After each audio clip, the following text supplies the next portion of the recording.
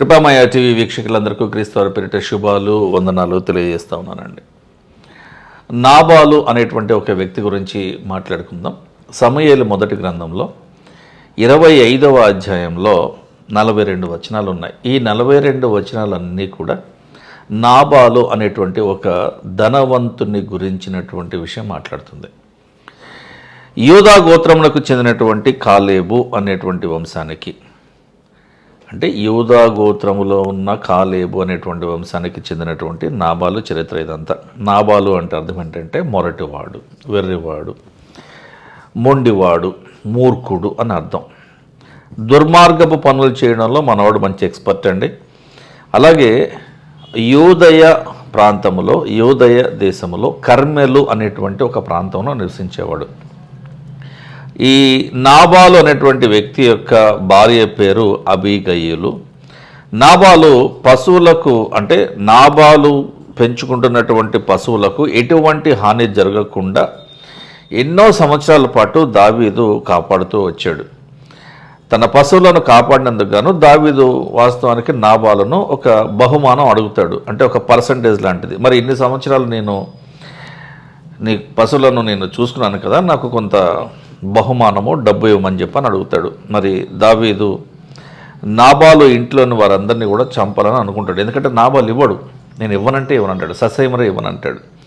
ఈ విషయం తెలుసుకున్నటువంటి అబీగయీలు, ఏది దావీదు నాబాలును చంపాలని అనుకుంటున్నాడనే విషయం తెలుసుకున్నటువంటి నాబాలు భార్య అయినటువంటి అబీగయీలు బహుమానములను, ఎన్నో బహుమతులను దావీదుకు పంపిస్తుంది.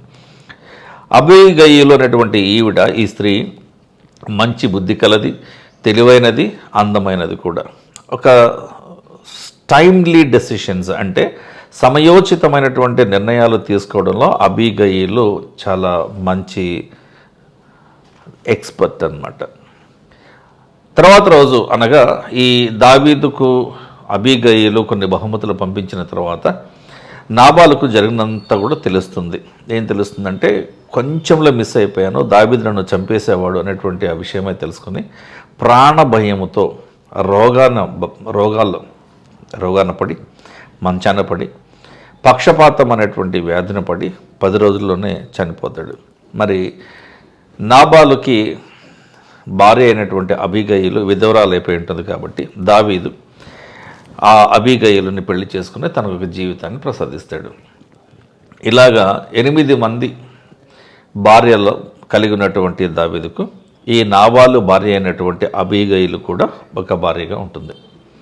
మీరు ఇక్కడ గమనించండి, ఇప్పుడు ప్రభుత్వము ప్రజల దగ్గర పన్ను వసూలు చేస్తూ ఉంటుంది. కొంతవరకు చేయొచ్చు, తప్పులేదు. నీ పొలం నీది, దానికి రిజిస్ట్రేషన్ డబ్బులన్నీ కట్టేశావు, అయినా కూడా సంవత్సరానికి ఇంతనే కట్టాలి. ఇది తప్పు కదా. ఇల్లు కట్టుకున్నావు, అన్ని రకాల పన్నులు కట్టేశావు, మళ్ళీ ఇంటి పన్ను కట్టాలి, ఇది తప్పు కదా. ఇప్పుడు కరెంటు బిల్లు వస్తుంది, నువ్వు వాడుకుంటున్నావు కాబట్టి, గ్యాస్ బిల్లు వస్తుంది, నువ్వు వాడుకుంటున్నావు కాబట్టి, మరి ఇదేం బిల్లు? ఈ ఇంటి పన్ను అనేది తప్పు కదా. ఇలాగా తప్పుడు పన్నులు వసూలు చేస్తున్నటువంటి ప్రభుత్వాలు ఉన్నాయి. కానీ దావీదు అలాగా తప్పుడు పన్నులు, తప్పుడు బహుమానాలు ఎక్స్పెక్ట్ చేయాల. ఎన్నో సంవత్సరాలుగా నాబాలు నీ పశువులను, నీ వారిని, నీ ఇంటి వారిని, నీ అంతటి ఆస్తిని అంతటినీ కూడా నేను కాపాడుతూ వస్తున్నాను కదా.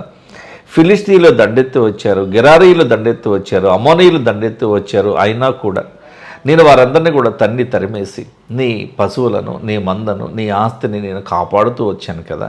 మరి నాకా రాజ్యం లేదు, నాకు వెనక ఒక 500-600 మంది ప్రజలు నన్ను నమ్ముకొని ఉన్నారు, వీళ్ళే నా సైన్యం, వీళ్ళందరి సహాయంతో నీ ఆస్తిని కాపాడుతూ వచ్చాను కదా ఇన్ని సంవత్సరాలుగా. మరి ఇప్పుడు పంట చేతికి వచ్చింది, నీ గొర్రెల బొచ్చును అమ్ముతున్నావు, నీకు డబ్బు రానై ఉన్నది కాబట్టి ఆ డబ్బులో కొంత నాకు, కొంత ఇంత అని చెప్పలా, పర్సంటేజ్ నెంబర్ కూడా చెప్పలేదు దావీదు. నీ మనసుకు తోచినంత ఇప్పుడు మనకి కొత్త నిబంధన గ్రంథంలో మాట ఉంటుంది కదా, దేవుడు సంతోషంగా ఇచ్చి వారిని ప్రేమిస్తాడు అని చెప్పని ఉంటుంది కదా. కాబట్టి మీరు సనగక గొనగక ఇవ్వమని అన్నట్టుగా దావీదు కూడా ఇంత అని చెప్పక నీకు నచ్చినంత నాకు బహుమానముగా, నీకు తోచినంత, నీ మనసులో ఎంత అనుకుంటే అంత, నీకు సంతోషము కలిగినంత ఇవ్వమని చెప్పని అడిగినప్పుడు ₹1 కూడా ఇవ్వను పో, నువ్వెవడు నా దగ్గర పైసలు ఆడడానికి అన్నట్టుగా కొంచెం యాటిట్యూడ్ చూపిస్తాడు నాబాలు.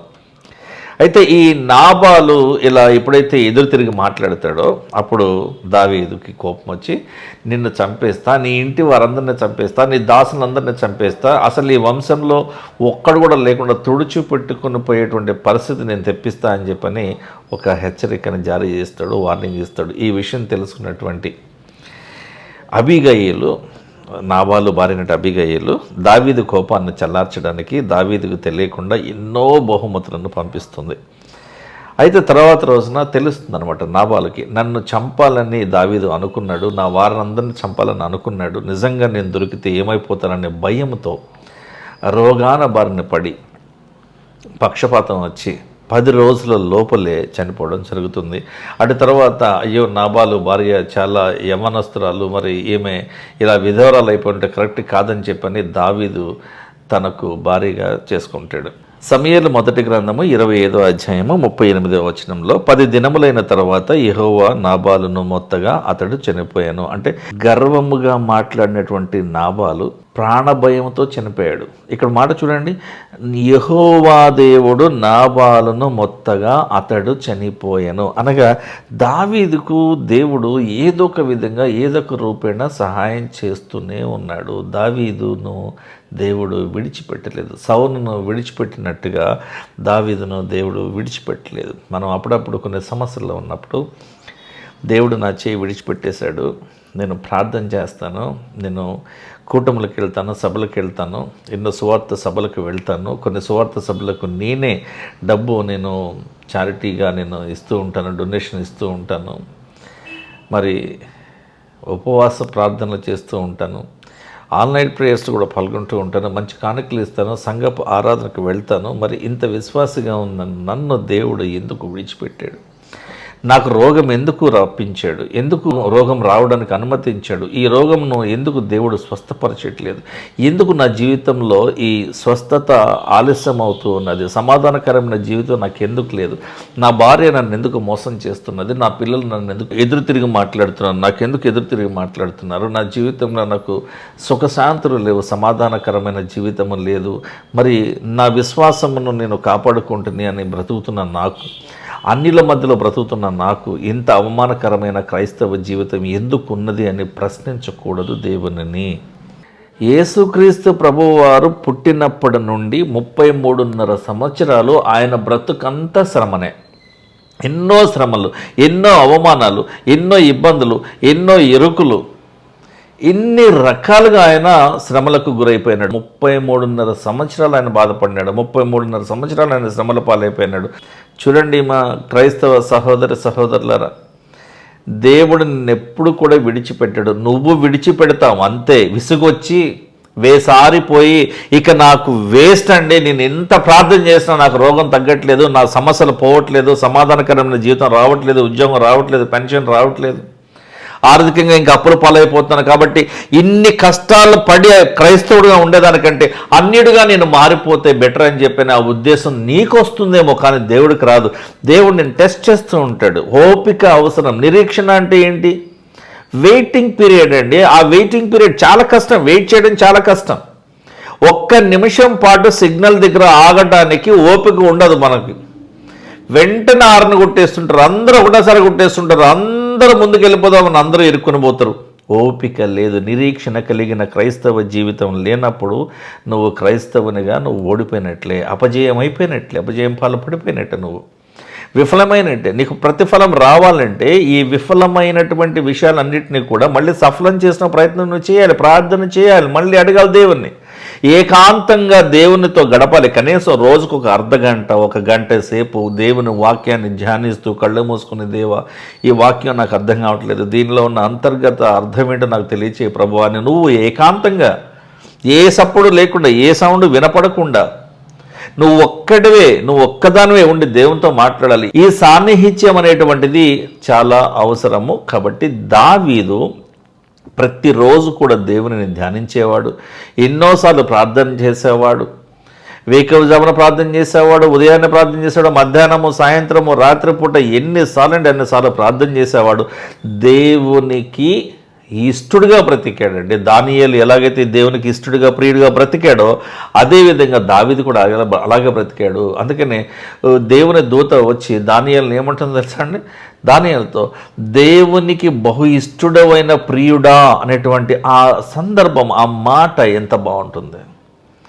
దేవునికి ఇష్టమైన వాడా, నీకు దేవుడంటే ఇష్టం, అది సెకండరీ, అందరికి ఇష్టమే. కానీ దేవునికే నువ్వు ఇష్టం అంటే, దేవుడే నిన్ను మెచ్చుకుంటాడంటే, దేవుడే నీ గురించి ఒక సాక్ష్యం ఇస్తున్నాడంటే అది ఎంత గొప్ప సాక్ష్యం అండి. కాబట్టి దేవుడు అంటున్నాడు కదా, దావీదు నా హృదయానుసారుడు అంటున్నాడు. అంటే దేవుని హృదయమును, దేవుని మనసును, దేవుని తలంపులను, దేవుని ఆలోచనలు, దేవుని మార్గములను తెలుసుకున్న వాడైనటువంటి దావీదు అంటున్నాడు. మరి మనకేం తెలుసు దేవుని గురించి?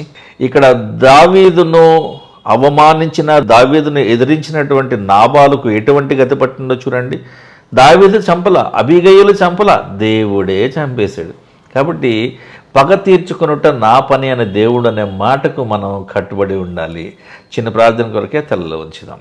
పరలోకమందున్న మా తండ్రి, మా ప్రార్థన ఆలకించండి ప్రభువా. మా జీవితంలో సమస్తము నాయన నీకే తెలిసి జరగవలసినవి ఉన్నాయి ప్రభు. ప్రతి విషయంలో కూడా మీరే మాకు తోడుగా ఉండి మమ్మల్ని నడిపించండి.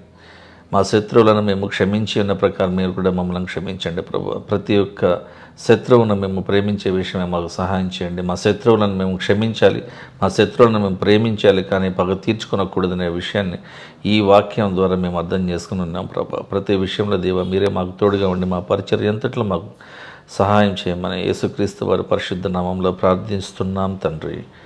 ఆమేన్. Thank you.